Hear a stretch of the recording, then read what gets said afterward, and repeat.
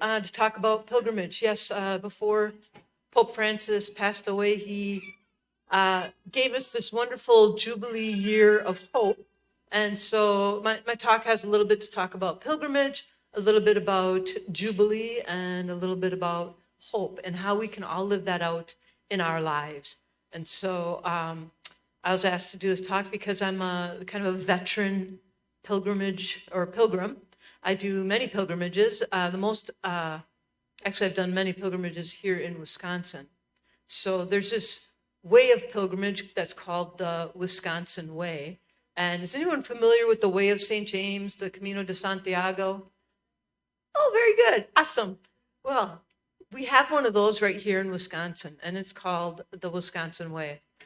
Wisconsin is such a beautiful state, and we have these three wonderful shrines: Our Lady of Good Help, or Our Lady of Champion, the National Shrine of Mary Help of Christians here at Holy Hill, and then Our Lady of Guadalupe in La Crosse. And there actually is a way that connects those three shrines.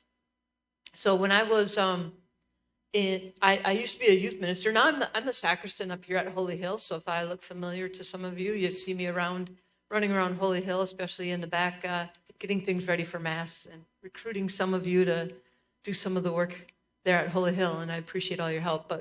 And if you happen to go to the Holy Hill Cafe, quick little fact, and you see me there too, and I act like I don't know you, it's because I probably don't know you. My twin sister, we are identical twin sisters.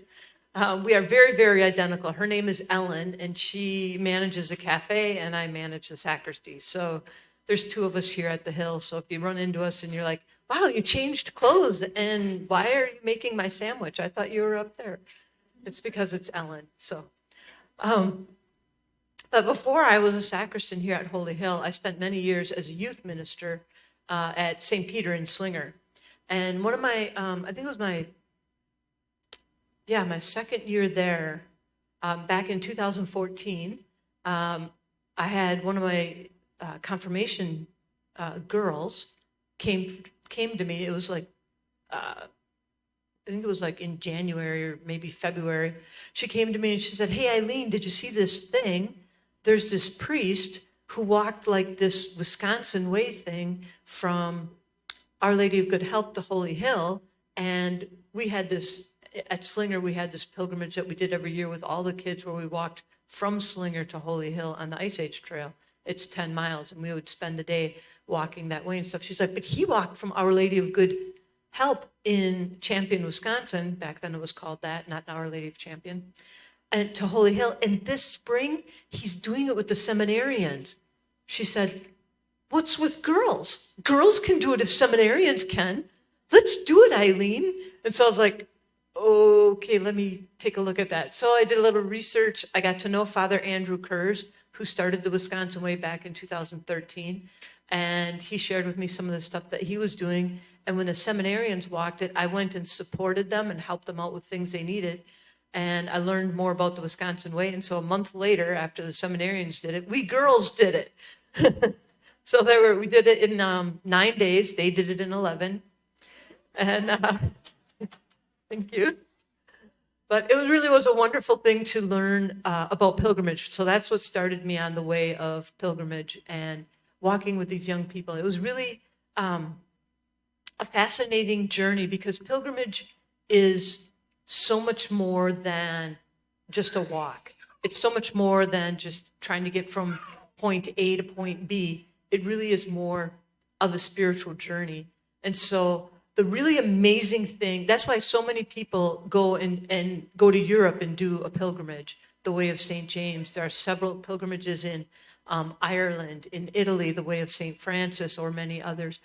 The Way of, there's in Poland, the Way of, I don't think they call it the Way of Czestochowa, but the Our Lady of Czestochowa pilgrimage. In, I think, did I say France? France has several. Anyway, throughout Europe, there are tons of pilgrimages, not to mention walking to the Holy Land. And people throughout history have done pilgrimage for the purpose of renewal of their life, renewal of the spiritual thing. Some do it for a form of discernment. Some do it as a form of penance to make up for a mistake that they made in their life. There are many, many reasons. Some do it as an act of thanksgiving for prayers answered. The amazing thing about Wisconsin is that we have this wonderful pilgrimage here that our Lord and Our Lady revealed to Father Andrew Kurz through a series of different events that happened in his life. And it really is amazing to see how these three Marian shrines, Our Lady of Champion is the only Vatican-approved apparition site in North America, and we have it right here in Wisconsin. The beautiful history of Holy Hill and how Holy Hill really, it started as a pilgrimage site. People would come to this hill. It is the highest point in southeastern Wisconsin, and they would come to this hill to pray or to encounter. They say even the Native Americans, before the European settlers came to this area, the Native Americans would come and climb to the top of this hill because it is the highest place in southeastern Wisconsin for their form of prayer to encounter the spirit. And so at a time it was called Spirit Hill. It's also been called Hermit's Hill because a man, a French man, his name was Francois Soubrieux. He came down out of Canada. He was a cartographer. Is that someone who reads maps? Right. Say it again. He creates, a cartographer creates, well, this guy read maps that were created. And so thank you for correcting me on that. I wasn't sure how that went. But he was up in Canada and he was looking at these different maps, and he saw this map that was created by a Father Pierre Marquette. And he saw this something about this hill Father Pierre Marquette put on that map and stuff, and he was looking at it, and he had written some notes and stuff in there. He's like, I must visit this hill. So he came down from Canada and came as far as Milwaukee, and then started walking out from Milwaukee to discover this hill. Well, by the time he got to the hill, he had become very ill and could hardly walk. So he literally crawled up the hill and spent many days and nights in prayer and was miraculously healed. He built himself a little hermitage there, and so then they started calling it Hermit's Hill because the farmers found this hermit living on the hill. And when he shared his story of healing, many other people came to pray and were healed. And so then a cross was erected and a little chapel was built, because that's what the early settlers did. They, in acts of thanksgiving, they would often create a little shrine or a little hermitage or a little, do some kind of thing like that, an outdoor shrine. And that's the amazing thing about the Wisconsin Way, from Our Lady of Good Help all the way down to Holy Hill and then out to Our Lady of Guadalupe and La Crosse.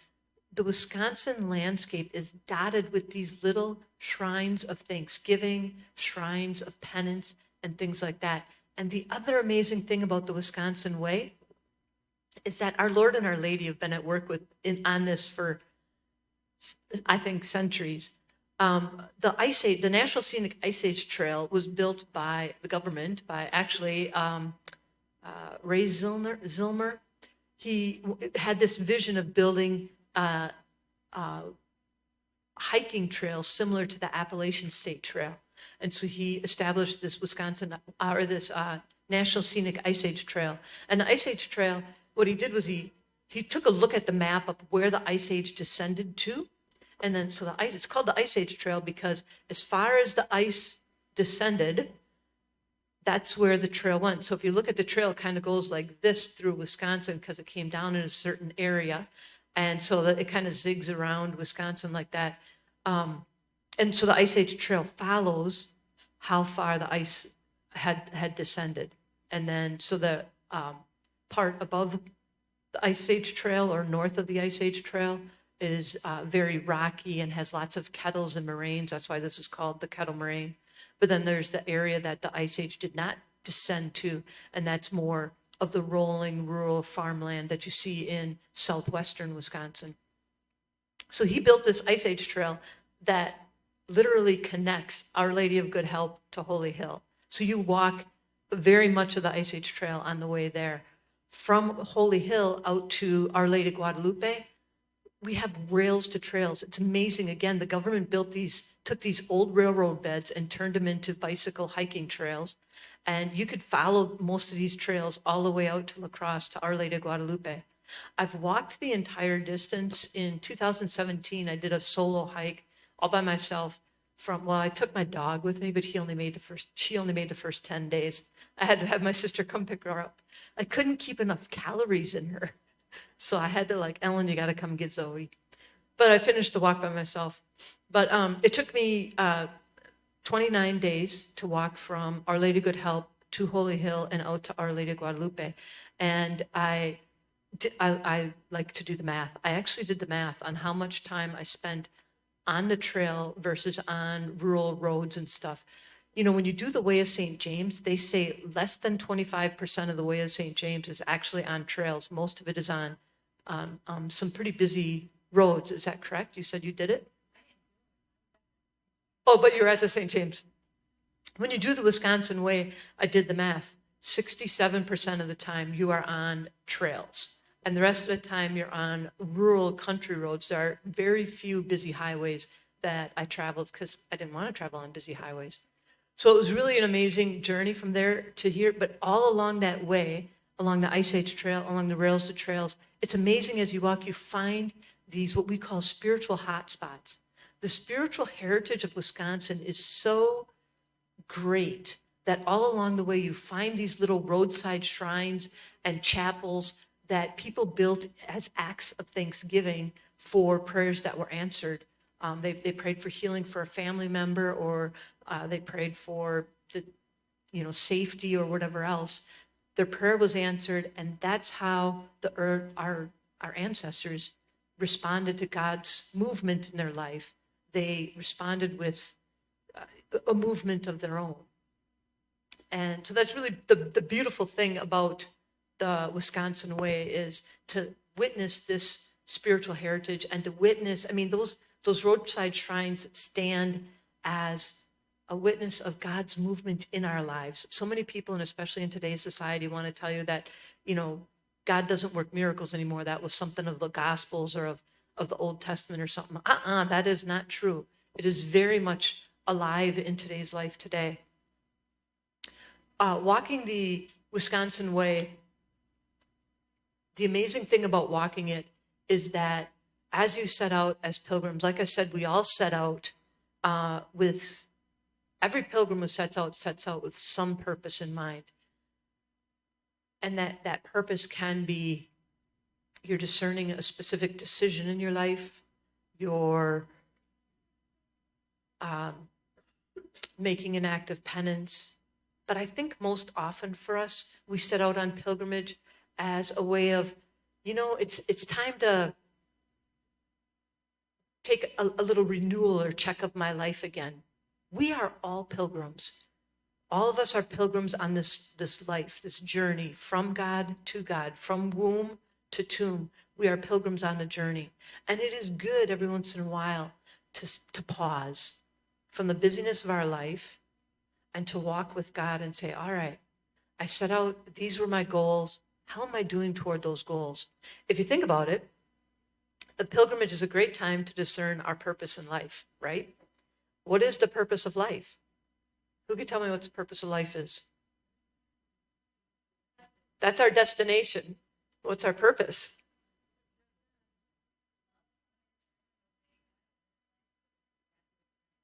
Perfect. That's exactly it. Exactly it. So what we do as we go out on pilgrimage is we go, okay, that's our purpose, and our goal is heaven. So the purpose is our way that we get there. Heaven is that destination that we want to get to. But we can also live that heaven here on earth. We don't have to wait for heaven for that. And the way we live that heaven on earth is to realize our purpose, to love, honor, and serve God in this life. And we do that in the ways that we live our life. Each of us is called to live in love. Each of us is called to be a gift. St. John Paul II would say that man does not truly know himself until he becomes a gift of self to the other. And so as we take that pause in life and we go, okay, I know my goal is heaven. I know my purpose in life is to love, honor, and serve God. How am I doing in that right now? And so that's what pilgrimage is. Our lives are very busy. We get distracted by many things. We have our career, we have our family, we have the drama that sometimes comes with friends or family or work or other things like that, that can cloud our minds and our hearts. And sometimes when we go to pray about these things, but you know that internal conversation never stops, right? It just keeps going and going and going and going.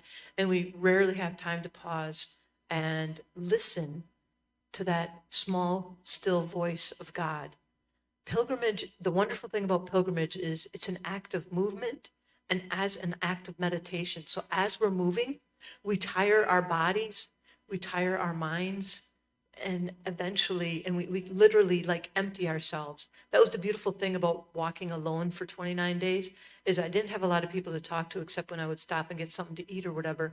But that conversation that goes on in your head can only go for so long. And when you're removed from those things that cause those conversations, when you take a pause and you step back from the busyness of your life, and you move and you become tired, you become empty, that's when you allow God to fill those spaces in you. I'm tired, I'm empty, I really don't know what else to say, God. I really don't know what else I'm doing. All I know is I have to put one foot in front of the other, or I'm not going to reach my pilgrim spot tonight, and I'm going to be sleeping here on the ground.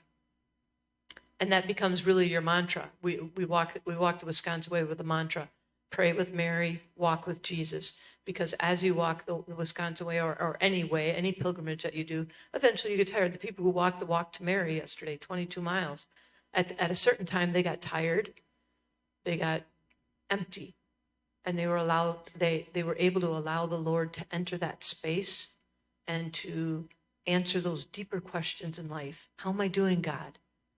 Am I moving where you want me to move? Do I need to make a change somewhere? What more do I need in this or in that? That's the beauty of pilgrimage, is it allows us to quiet our minds and our hearts to allow that to happen. I could talk about pilgrimage forever, so I got to keep track of my time to make sure I hit everything.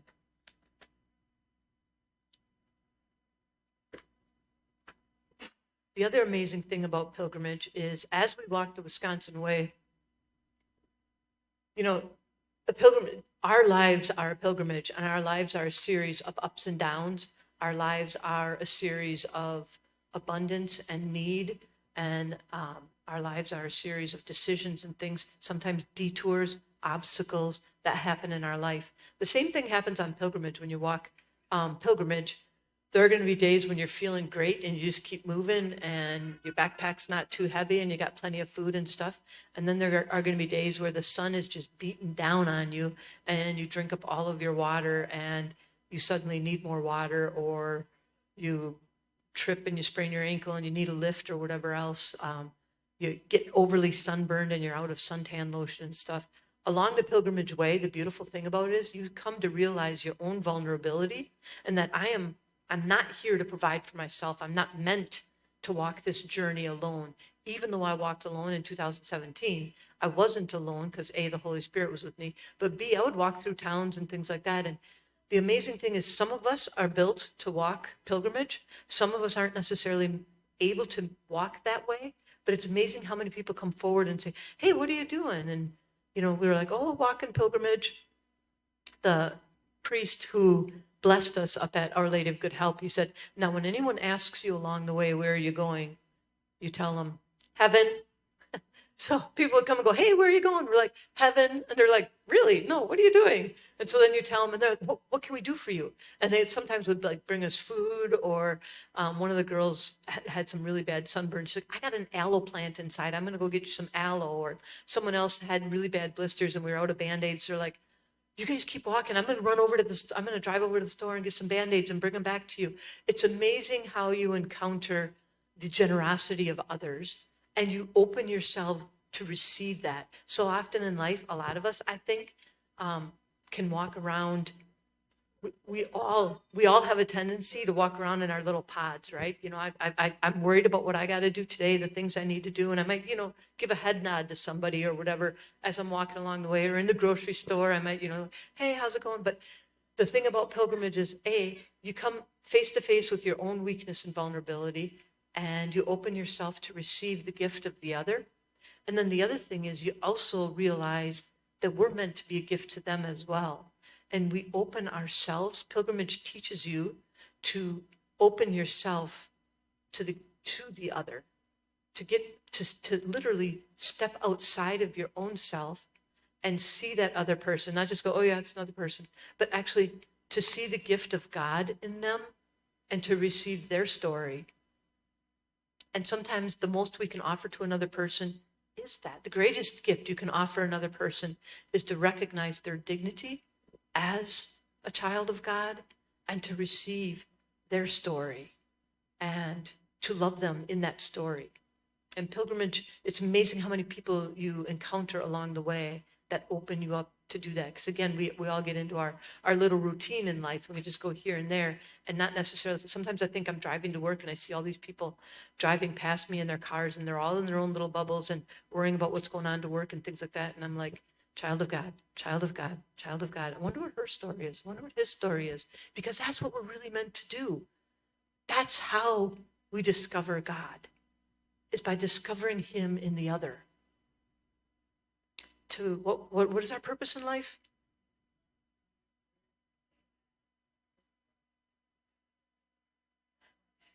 That's right. To love, honor, serve God. How do we honor God? By recognizing the dignity of the other person made in his image and likeness. How do we serve God? By being open to their needs, to give and receive that love from them. And to give our love, to receive their love. God has me here in a certain place so that I can do a certain thing, and maybe I'm going to answer somebody's prayer today as I walk through my life. But also maybe that other person is meant to answer my prayer today. Am I open to that? That's the eternal exchange of love. We call that the eternal, that's the divine dance. When we can move through life, loving the other, recognizing them, giving and receiving. And this is how we come to know God. We have bodies. God sent his son in a body to teach us how to live in this life, to walk with us in this life, and to teach us to walk with one another in this life. God is spirit, but we have bodies. We can't only love him in spirit. We have to love him with our bodies because that's how we experience love. When I used to teach fourth grade, a great question I used to ask my little kids in fourth grade, how does your mom show love to you? By making me my favorite meal. That's awesome. How does dad show love to you? By taking time and playing catch with me or teaching me how to fish the way he fishes. That's how we experience love, through the physicalness of each other. Through our bodies, we experience love. Pilgrimage teaches us that. I'm passionate about this. I can keep going on. Sorry.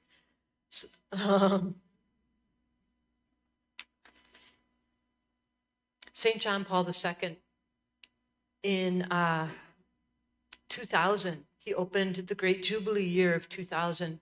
And what St. John Paul II said about pilgrimage. Pilgrimage is linked to the situation of man who readily describes his life as a journey from birth to death. The condition of each individual is that of homo viator, or a pilgrim. A pilgrim. Sacred scripture, for its part, often attests to the special significance of setting out to go to sacred places. There was a tradition that the Israelites go on pilgrimage to the city where the Ark of the Covenant was kept, because in the Ark of the Covenant was the presence of God. And so they would go to encounter God on pilgrimage every year. Or they would visit a shrine at Bethel, or the one at Shiloh, where the prayer of Samuel's mother, Hannah, was heard. Willingly subjecting himself to the law, Jesus went with his mother, Mary, and Joseph as a pilgrim to the holy city of Jerusalem. The history of the church is the living account of an unfinished pilgrimage to journey to the city of Saints Peter and Paul, to the Holy Land, or to the old and new shrines dedicated to the Virgin Mary and the saints. This is the goal of countless members of the faithful who find nourishment for their devotion in this way.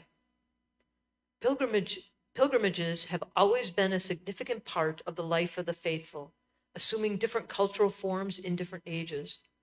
A pilgrimage evokes the believer's personal journey in the footsteps of the Redeemer. It is an exercise of practical asceticism, setting aside the comforts of life, of repentance for human weaknesses, of constant vigilance over one's own frailty, of interior preparation for a change of heart. That's what Pope John Paul II says. It is an exercise of letting go of the comforts of life, of repentance for being aware of our own human weaknesses and repenting of them, of vigilance over our own frailty, and an interior preparation for a change of heart. I love that. We need that interior preparation for a change of heart. And that really is the heart of Jubilee. As I said, Pope Francis gave us this year of Jubilee. And the practice of pilgrimage has a special place in the Jubilee year. So let's talk for a moment about Jubilee. What is Jubilee? Every 25 years, the church celebrates a year of Jubilee. Now, I know you're all going to say, but wait a minute, we just had one back in 2015. It's not been 25 years. This is what's called an ordinary year of Jubilee, meaning every 25 years we have this year of Jubilee. Back in 2015, Pope Francis called for what's called an extraordinary Jubilee year of mercy. So it was something outside the ordinary. He saw that the world needed to encounter God's mercy. And so he had this extraordinary year of Jubilee. This year, we have this ordinary year of Jubilee because it's 2025. And Pope Francis has dubbed it a Jubilee year of hope. For he says, hope does not disappoint. He gets that from Romans 5:5. Hope does not disappoint. A Jubilee year is an event of great spiritual, ecclesial, and social significance. As I said, the social significance of pilgrimage, of Jubilee, is us learning to step outside of ourselves and discover the love of God in others. So it's a great time of renewal for the church, for our own spiritual lives, and socially, that we come together realizing we're all one family. We're all in this together, people. And we're meant to, in pilgrimage, when you go on pilgrimage with people, there is that idea of no one's left behind. Don't leave them behind. If somebody's having a bad day, we got to do what we can to get them through. And that's what we're supposed to do in this life too. If somebody's struggling in life, it's our duty as sons and daughters of God to help them along on their way. The concept of Jubilee has its origins in the book of Leviticus, chapter 25, a special year of reconciliation, pilgrimage, and of coming home. All the way back in the book of Leviticus, they had these years of Jubilee. And that year of Jubilee was almost like you would call it the Great Reset. People who had debts were forgiven their debts. People who had been enslaved or imprisoned were freed. And everyone went back to their homeland, took a check. Where are we at? How are we doing as a family? How am I doing in my life? And then starting out again. It was God's way. God ordained this, and it was his way of saying, all right, it's time for a reset. Let's get back to basics here, people. So the Jubilee goes all the way back then, and the church has continued it out.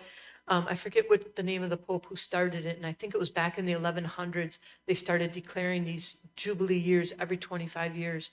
I believe back in Leviticus, it was the 50th year. After 49 years, 7 years of sevens, the 50th year was this great reset. Pope Francis has designated 2025 a time to renew ourselves as pilgrims of hope. For he says, every Jubilee year is a moment of genuine personal encounter with the Lord Jesus, whom the church is charged to proclaim always, everywhere, and to all as our hope. The church is charged to always proclaim Jesus as our hope. Jesus is our hope. And so then we have to take a look at, what is hope? Hope is not a wishing. Hope is not, oh, I hope it's going to be sunny on the day of the wedding. Hope is not, I hope there's a campsite still available for me up at Copper Falls. Hope is not wishing. The Catechism of the Catholic Church, I'm a geek. I'm one of these people who actually read this front to back like a novel. I loved it. The Catechism of the Catholic Church tells us, hope is the confident expectation of divine blessing and the beatific vision of God. Hope is the confident expectation. It's a confident expectation, not a wishing. We know, I'm confident. I know I'm expecting to be with God in heaven someday. Heaven is our destination. It's that confident expectation. Why? Because Jesus is our hope. Jesus came to reconcile us with the Father. Jesus is our hope. He came and died for our sins so that, and to give us the grace we need to walk through this life so that we can make it to heaven. That confident expectation. That's why it's a beautiful year of hope. That confident expectation of where we're going, heaven someday. And who are we taking with us? Everyone. In his letter on the Jubilee year, Pope Francis defines hope as the desire and expectation of good things to come. Jesus Christ and the gift of his pierced heart on the cross obtained for us the gift of eternal salvation, thus filling our hearts with the hope of fullness of life in this life and into eternity.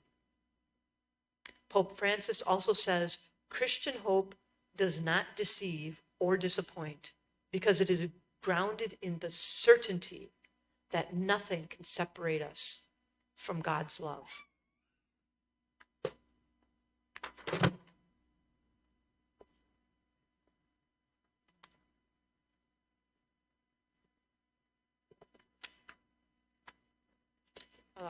I lost my page.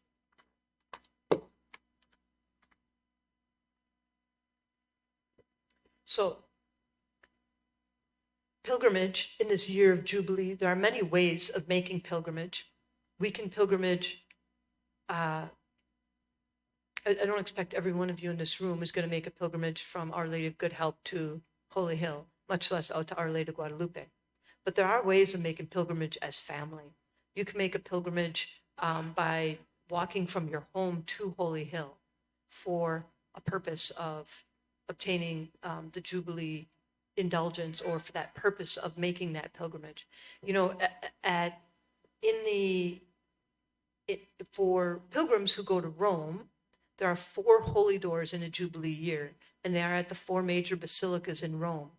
But each diocese they have designated 4 to 5 pilgrim sites of Jubilee.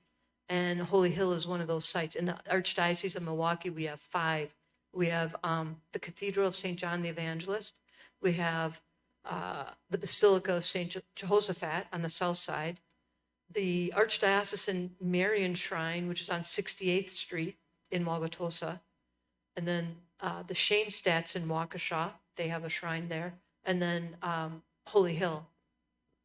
And at each of these sites, there are Jubilee sites. So if you go up to Holy Hill, you'll see we have a Jubilee door. It is not a holy door because there are only holy doors in Rome. But for those people who can't get to Rome, they can make a pilgrimage to a Jubilee site, and for that same purpose as those who are going to Rome. So you make, even if it's a smaller pilgrimage, let's say you, again, go from home or go from a parish out somewhere and walk toward Holy Hill. You walk with that intention. What is your intention? Each of you should walk with an intention. Teach your children to walk with an intention, a renewal of heart, to make up for some sin that you've done, or to examine your life. Lord, what are you calling me to in this life right now? Or am I living up to the expectations you have of me in this life, or things like that? So you always walk with that intention. When you when you make the intention of visiting a Jubilee site, you have an intention in mind in your heart and the intention of receiving the Jubilee indulgence. You walk to that site with that intention in mind, and as you cross the threshold of that Jubilee site, that idea of crossing the threshold, that's why they're holy doors or Jubilee doors. That idea of crossing the threshold is, I'm leaving my past behind and I'm starting out anew. Leaving my past behind, encountering God's mercy and his love, and starting out anew. In other words, the whole purpose of pilgrimage, the whole purpose of Jubilee is, I want to be transformed more into your likeness, God. And each one of us, even the saints, knew that all the way up to the day of their death. Each one of us needs to be transformed every single day. Every step you take in a spiritual life, you'll discover, yep, I need more transformation. And that really is the whole idea of pilgrimage. So you make that pilgrimage for the idea of transformation, making up for a sin, discerning something, just having that renewal of heart. When I walked in 2017, my intention was, I wanted to renew my love of God. He called me close to him 10 years earlier and asked me to make a commitment. I'm a consecrated virgin living in the world, and he called me to that vocation. And 10 years later, I'm like, okay, it's my 10-year anniversary, and I want to return to that first love. What I was living back then, life gets busy. I needed that pilgrimage to go, okay, God, where are we? Do I still love you as much as I did then? And actually, I want to love you more than I did back then, because that's what life is. Couples who've been together forever grow in love for each other. And so that transformation is the idea. So as we step across that threshold, we're starting out anew, leaving the past behind. I want to start anew. We encounter God's mercy to receive the Jubilee indulgence by going to confession, by receiving Eucharist, going to Mass, and then by praying for the intentions of the Pope. Make the pilgrimage for a specific intention, go to confession, go to Mass, pray for the Pope, and you receive what's called a plenary indulgence. And we'll talk about indulgences in a moment for those who want to know more about that. But this idea of transformation of life and entering into that new, we need all of that. If I'm going to transform my life, I first have to have that intention, and I got to have some skin in the game. And that's what pilgrimage is. It's skin in the game. And then I need to encounter God's mercy through confession. I need the grace of the Eucharist to give me that nourishment and that strength to be able to live this new life I'm desiring to live. And to pray for the Pope's intentions, I need to step outside of myself and pray for something greater than myself. And this idea of transformation, what does that look like in our lives? Because it's one thing to make a pilgrimage, but if we make a pilgrimage and we go back home and everything's the same, we've pretty much just gone for a really long walk, right? So what does transformation look like in our lives? And I'll give a few words of that here. The transformation looks like trust. We grow in trust. We grow in our trust for God. A pilgrim walks in vulnerability. You have no idea when it's going to rain or when the sun's going to beat down. You have no idea how long the road is going to be some days, or if you're going to be forced to take a detour because something happened where you were, I was going to walk this path, but now the trail's washed out, or the road is closed and they're doing major work and I can't even walk down the road. So you walk in great vulnerability, stepping out in trust that the Lord will provide for our necessities along the way. So that's one of the ways that we can be transformed in pilgrimage. We grow in faith. We are heading out in a direction toward God, and we may not always know what detours will come, but we do know that God walks with us. And we do know that God is, as Hebrews 11:1 says, faith is the assurance of things hoped for and the conviction of things not seen. We know our destination is God, and we know in faith that God walks with us. And it's amazing how many times you walk out, you experience your vulnerability, and all of a sudden, God provides. And he provides when we become sometimes weak and suffer a little bit, because we have to come face to face with our own vulnerability and realize our need for God and realize that he really is there. And especially in the places we least expect him. He is a God of surprises, and he always shows up right when we need him. We grow in hope. Remember, hope is confident expectation. Our desire is for a deeper relationship with God, and we are confident that if we remain faithful and if we take that next step, God will provide for that. We will grow in our relationship with God. Detachment. Pilgrimage teaches you detachment. We detach ourselves from the comforts of life. We detach ourselves from our own, how do you say, I can do it myself. I don't need somebody else's help. We detach ourselves from our own agenda. A good pilgrim is going to plan, but then a good pilgrim needs to know that plans are going to change because things happen. I always told the kids as we were walking, if somebody gives you something to drink or eat, you take it. If somebody gives you a bathroom, you use it, because you have no idea when the next one is coming or what's going on next. So always be willing to detach yourself from your own ideas, from your own comfort of life. Detach ourselves from anything that can hinder us from God. Like, I don't need your help right now. That's going to hinder me from experiencing the love that they wanted to share with me just now. No, I'm good. I'm all right. I have my own food and water. No, receive what they've given. No, I'm all right. I don't have to go to the bathroom right now. Well, all right. 2 miles down the road, you're going to have to, and you should have gone then. Detach ourselves from anything that may cause us to stumble or delay us unduly in our path of life. And I think the biggest part of that, especially for us adults, is our own ideas, our own agendas, our own, dare I say, expectations. We have our own expectations of other people, of how the day is going to go, all kinds of things. Detachment lightens our load. So at one point in our pilgrimage, we hit a place called St. Nazianz, and it's a Eastern, yeah, you guys know it. Eastern Orthodox monks live there, and they have a retreat center there, and that's kind of the midpoint. And so we stop there, and they feed us well, and we're comfortable, and we enter into their life of prayer. And one of the things we do at that point is we all take our packs, and we sit around together, and we empty our backpacks out. And our backpacks have gotten heavy, are heavy because we have our ideas of what we're going to need on this pilgrimage, and most of the time we pack our fears. I'm afraid I'm going to be cold, so I pack extra clothes. I'm afraid I'm going to be hungry, so I pack extra food. I'm afraid my feet are going to get too many blisters, so I've got a whole pack of Band-Aids, more than I could possibly need on this pilgrimage, but I'm packing my fears. We pack our fears. And so we sit down, it's like day 3 or 4 of the pilgrimage, and we're like, okay, time to detach. What can I leave behind? And we have a bag that we've dropped there, and everybody has to put some things in that bag and go, all right, what did I pack? What fears did I pack that I can let go of right now and lighten my load? Because when we walk through life, our expectations and our fears weigh heavy on our backpack.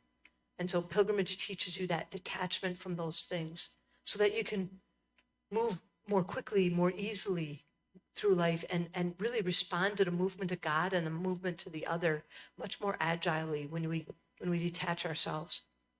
Poverty. Transformation, we grow in poverty. At some point in our pilgrimage, we run face to face with our own poverty. I don't have enough water. I didn't pack enough clothing. I don't have the sunscreen I need. Or sometimes it's a poverty of spirit. I'm so exhausted, physically, mentally, spiritually, I just want to sit down and cry. I can't even go any further. And that's a beautiful thing. Imagine Mary. Imagine when she had to go from Nazareth to Bethlehem, pregnant. And she got there and there was no place for her at the inn. And she ends up having to have this baby in a stable. Imagine the poverty. I don't know about you guys, and I'm not a mother, I'm a consecrated virgin. I think I would have bawled. Here I have this expectation of carrying God's son, this expectation of what that might mean. My family doesn't understand me because I was pregnant out of wedlock. I get to my own, they went home to Bethlehem and there was no place for them. Think about that. Why did they go to Bethlehem? It was their home. They went home to Bethlehem and there was no place for them. And they were put in a stable. Imagine the poverty of spirit, the poverty, the emotional poverty they went through, the spiritual poverty, the physical poverty that had to entail. And at some point on pilgrimage, if your pilgrimage is long enough, you come face to face with that poverty. And it is in that place, when we surrender our poverty to God, that he can work most abundantly. That transformation happens. You know what? It's not all about me. And you know what? I don't have to do everything myself. I have a God who loves me. All I have to do is open to that love. And imagine Mary and Joseph opened to that love, and what happened? The shepherds came and adored that baby.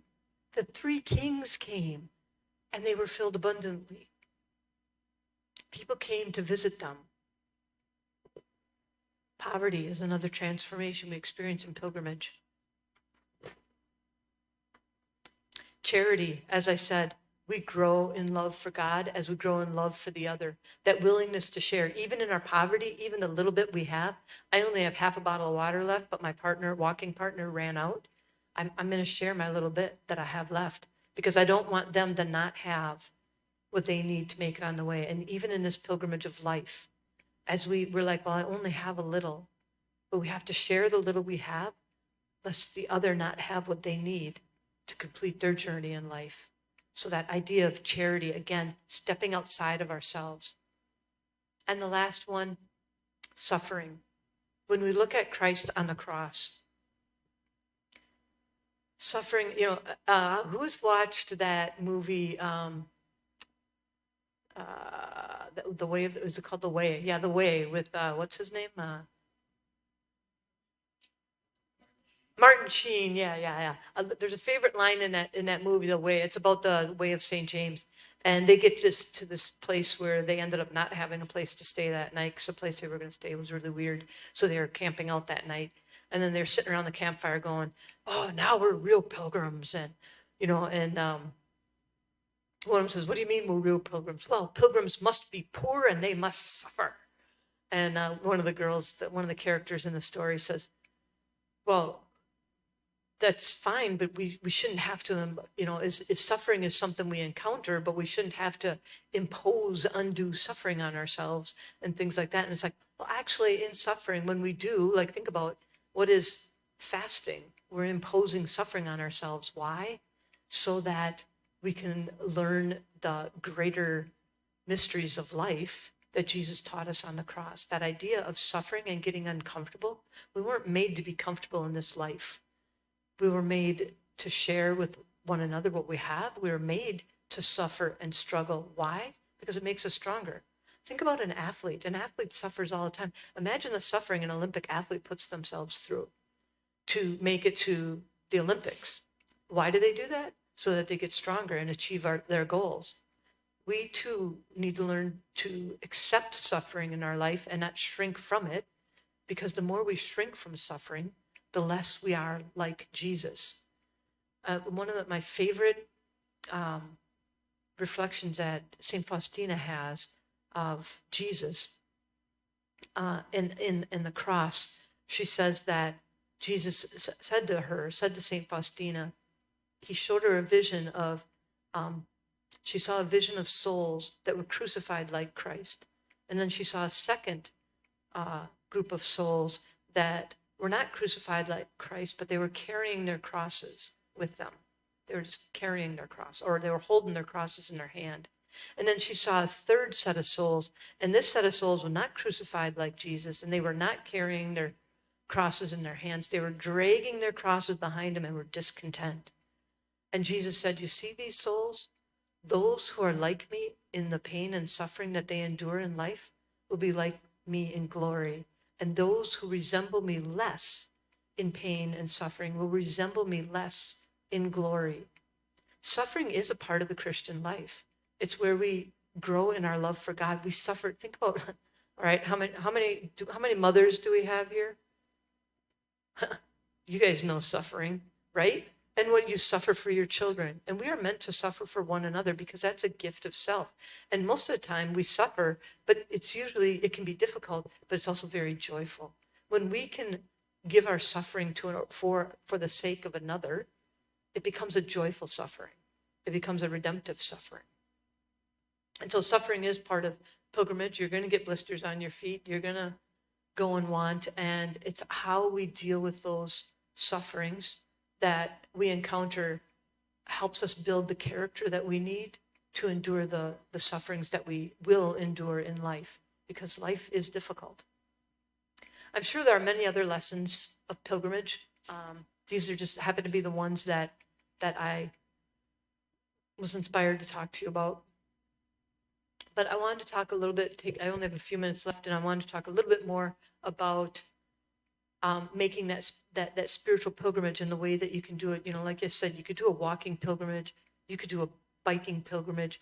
You could, as a family, decide to get in a car and drive up to Our Lady of Good Help, Our Lady of Champion, and visit that shrine, and then drive to Holy Hill, and then drive to Guadalupe, and each time do some certain prayers along the way. That's a great way to make pilgrimage if you're not able to walk. And for those who aren't able to travel at all, either walking or biking or driving in a car, there's a thing called spiritual pilgrimage. For those who just can't get out at all or can't be away from home, you can make an act of spiritual pilgrimage. And you can do that by taking a day and setting aside some time for that intention of being on spiritual pilgrimage.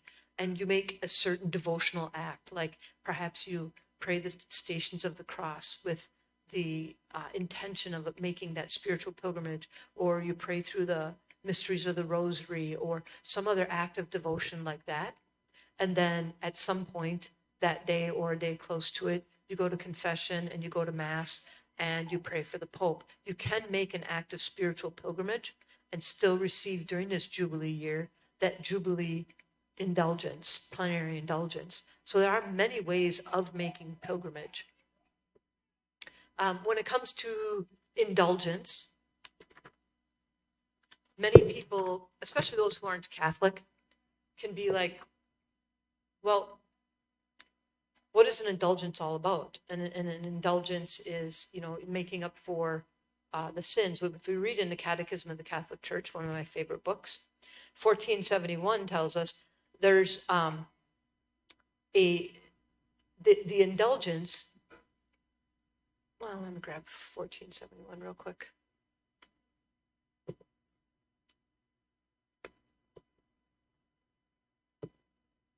An indulgence is a remission. An indulgence is a remission before God of the temporal punishment due to sins whose guilt has already been forgiven through Jesus Christ, which the faithful Christian who is duly disposed gains under certain prescribed conditions, the Jubilee year that I just told you. So it's that remission before God of the temporal punishment due to sin. And people are like, whose guilt, the guilt of that sin has already been forgiven. And so some Catholics and people who are not Catholics say, well, wait a minute, if Jesus died for our sins, why do I need an indulgence? Well, because the Catechism of the Catholic Church goes on to say in some very heady language that I've simplified for you for the sake of just getting through this quickly. There's a double consequence to sin. There's the eternal punishment, loss of friendship with God, that is restored through confession, because Christ died on the cross for us and gave us the act of confession to the priest. So there's that eternal punishment, the loss of friendship with God. But then there's the temporal punishment. And what is a temporal punishment but the unhealthy attachments that cause sin in the first place? That unhealthy attachments must be purified in order for us to grow in our relationship with God and in order to help us enter into heaven. And so if you think about that double consequence of sin, it's kind of like if, you know, the old adage of playing baseball in the streets. you're playing baseball in the streets and you hit the ball too far and it breaks the neighbor's window. Well, now there's two consequences to that window being broken. Number one, you have to apologize for being so careless and receive forgiveness. But then, and then you have to pay for that window and have it repaired and everything. But then the second consequence is, I was playing baseball in the streets. Did I remember to do that?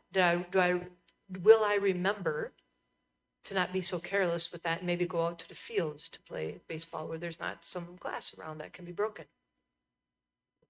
So the eternal punishment, loss of friendship with God, and then the temporal punishment, that unhealthy attachment that causes that sin, or that unhealthy attachments that cause us to sin in the first place. And these must be purified, and they're purified either in purgatory.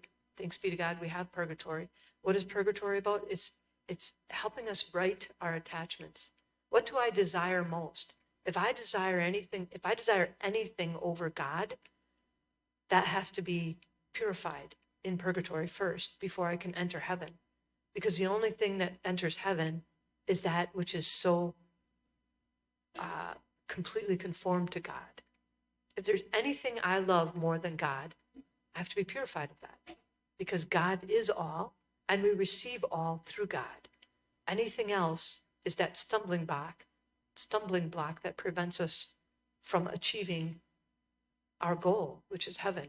And purgatory, thanks be to God, is there for that. Because in purgatory, we get cleansed of. I used to tell the young kids, it's the mud room of heaven.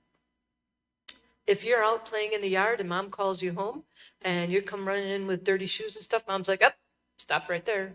Shoes off, wash up, then come in the kitchen, right? And that's what heaven is. Heaven's like God's going, hey, yep, you're definitely welcome. You are in the house. All right, purgatory is part of the house. You're in the house, but purgatory is the mud room. We got to cleanse you of some of those attachments that you have. You love this a little bit more than you love me. You love that a little bit more than you love me. And most of the time, for most of us, I love my own will a little bit more than God's will.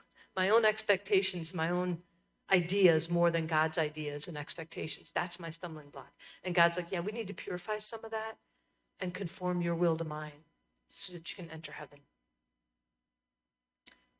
I think that's all I got to say about Jubilee year and pilgrimage. Any questions? Yes, ma'am. For the Wisconsin Way? Awesome. Actually, great question. Thank you. There is a Wisconsin Way website, and there is, I have on occasion, so I've done the Wisconsin Way many, many times, and I've done it by myself, but I've also led groups, and so I'm kind of like a Wisconsin Way Sherpa. And so if you put a group together, let me know, and if it works with my schedule, I'm happy to Sherpa you along. Or I do actually consult with people who want to just do it as a small group. Like, no, we just want to meet with you and get your ideas and learn more about it and how do we plan it and everything. And so I help. I'm good at counseling with doing that. And then, but then there's also this new thing that just came out this year. There's a gentleman who's got this pilgrimage company that he started, and he's doing it where he'll give you the maps and everything, and he'll say, okay, go from this point to this point. These are roughly the roads that you follow. I will be waiting for you at the end. I'll have he's got these 10 study sets up, or you'll go into a retreat center or something like that. Because the neat thing about the Wisconsin Way is you stay at parishes or retreat centers or shrines along the way. They open their doors for you, and you can, kind of camp out in their church hall or whatever and things like that. And so, but he's doing this where, you sign up for it, and he'll have everything. He'll provide your meals for you, and you just have to get your lunch. I think he provides breakfast and dinner and a place to stay every night. And he'll even you could take just a day bag. He'll take all your stuff with him and transport it to the next destination. You just got to get to the next destination. So that's 3 different ways to do it. Either plan it with a group and talk to me, and I'll help you do that. If you want to just plan it by yourself individually, I'm happy to help you do that too.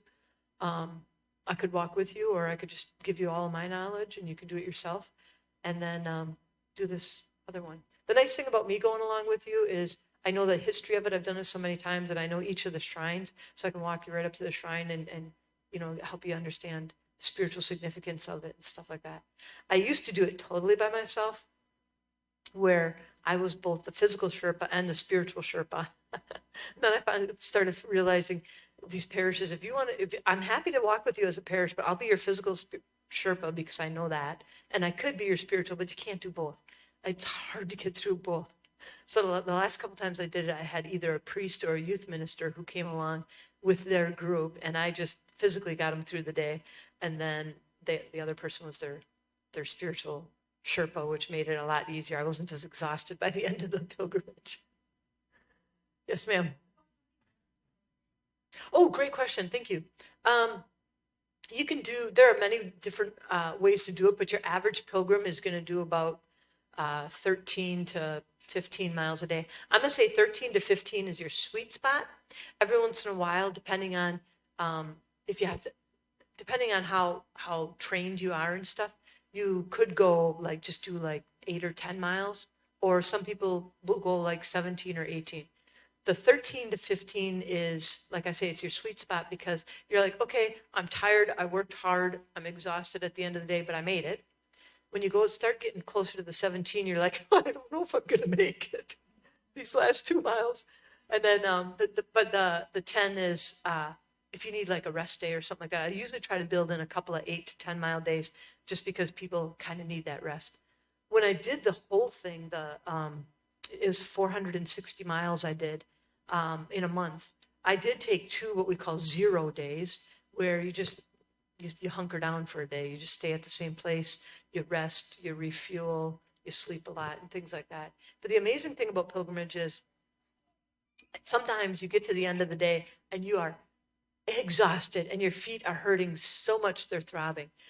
Number 1 rule is sleep with your feet up. So just put a little, I usually put my backpack underneath my feet and I sleep with them up in the air a little bit because that lets them drain throughout the night. You would be amazed how the body is able, the first 2 or 3 days are difficult, but once you make through the first 2 or 3 days, your body starts to really adapt to what you're doing and can really recover overnight. You get up the next morning, you're like, those first few steps are like, ooh, and then you're like, oh, wait a minute. All right, I can walk. And you start walking again. The body really is resilient.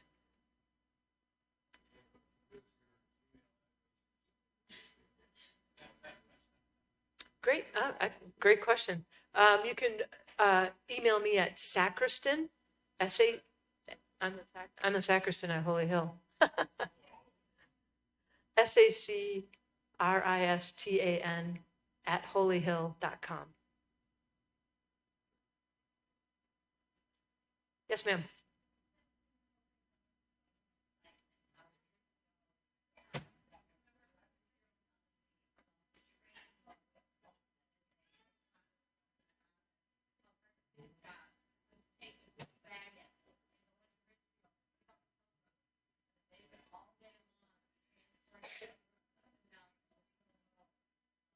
Yeah, in the day when not everybody drove. And they actually had a hotel here on the hill, and they would stay at the hotel.